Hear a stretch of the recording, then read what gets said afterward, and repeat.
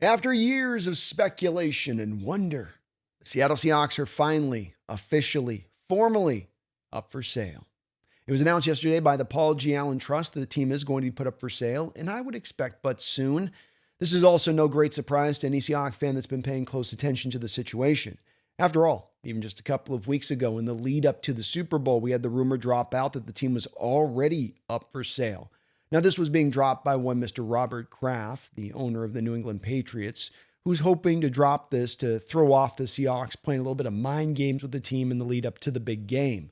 This worked about as well out for him as going to a massage parlor, but it didn't mean there wasn't a kernel of truth to the situation, as after all, Robert does serve on a committee that the NFL has to oversee these kind of sales from one party to another, just to make sure everything is up and up from the NFL's perspective of things. So it was true, it was real. It's probably already in the process of being undertaken. It's not probably just starting now.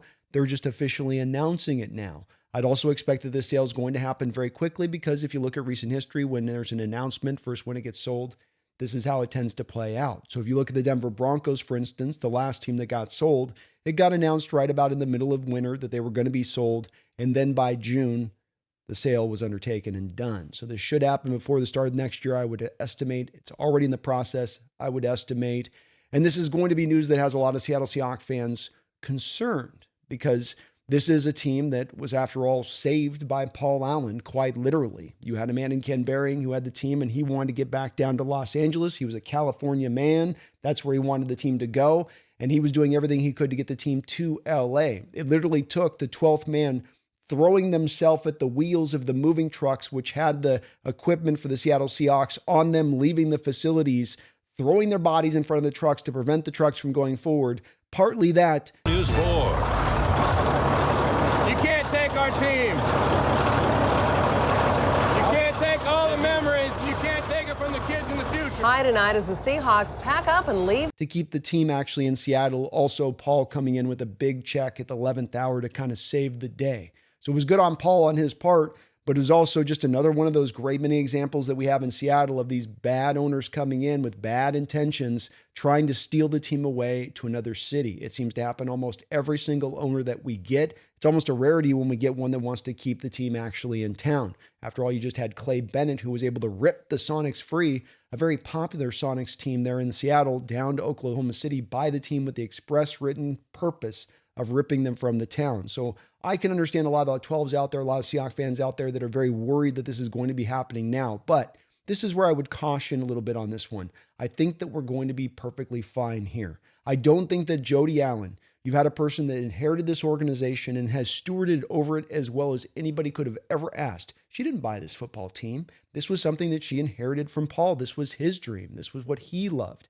And yet she's taken it over and she's really captained the ship in a way that, again, I don't think you could have asked any better of. She had to make some very hard decisions along this pathway, letting go of Russell Wilson and letting him be traded. You know, you have to sign off on that one. Letting Coach Carroll go, riding with John Schneider, not letting them both go at the same time and having to hit the whole reset button, but you still stayed with John. You made the right decision on which direction you had to go to get this team then to the next step. And now they've gotten to the next step. So she's done such a great job. It's hard for me to see now where she's taking you down this whole long process. She's navigated you through these troubled waters over and over again. And now as you're just about to get to the mouth of the ocean, she's going to sink the ship.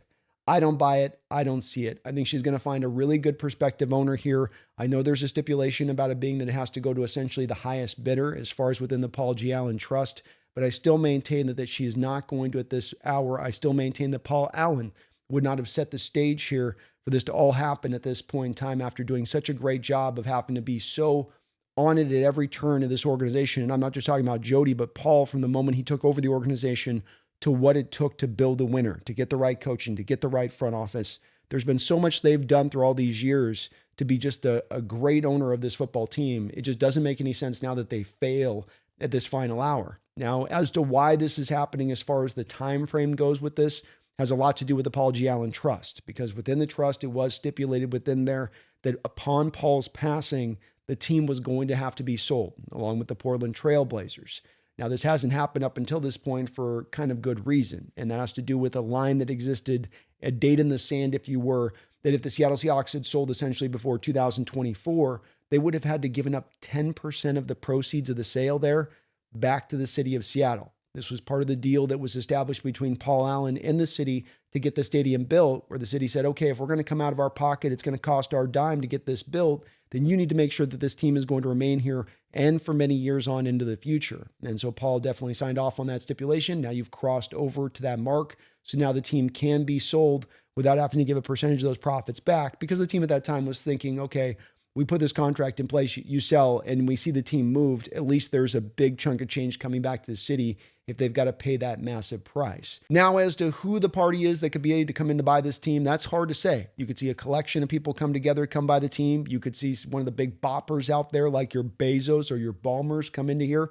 I know a lot of Hawk fans would love to see Ballmers. There's a lot of interconnectedness and a lot of carrying on the lineage. You got the Microsoft connections, the local connections. You know he's a guy that's going to be committed as far as his dollar goes to making the team great, and he's not going to shortchange anywhere, because there's another places you got to worry about with some of these owners. I think it's less a problem now because the teams just cost so much, but you do get those owners out there like Buildwell or Mark Davis down with the Raiders that just don't have a lot of money to always spend, to always take advantage at every turn to make their team the best. Ballmer would be able to accomplish that, but it could be a collection of owners. It could be a collection of local people coming together. It'll be interesting to see how this unfolds, and we will find out sooner than later. And I do absolutely positively maintain that this team, no matter who the new owner is going to take over, will stay under a steady-handed ownership group, will stay in the midst of a people that will try to drive this team towards championship success, that will be dedicated with their dollar, and that will absolutely positively keep this team in the one city that they should always remain within.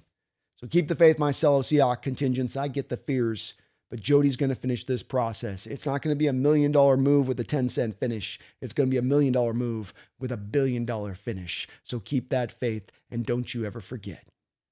Go Hawks. Oh, it's the owner of the Clippers. Mr. Ballmer, what can we expect from the All-Star game? NBA All-Star game, Intuit Dome, are you excited? Excitement beyond belief. Any good Go Seahawks! Any good musical guests?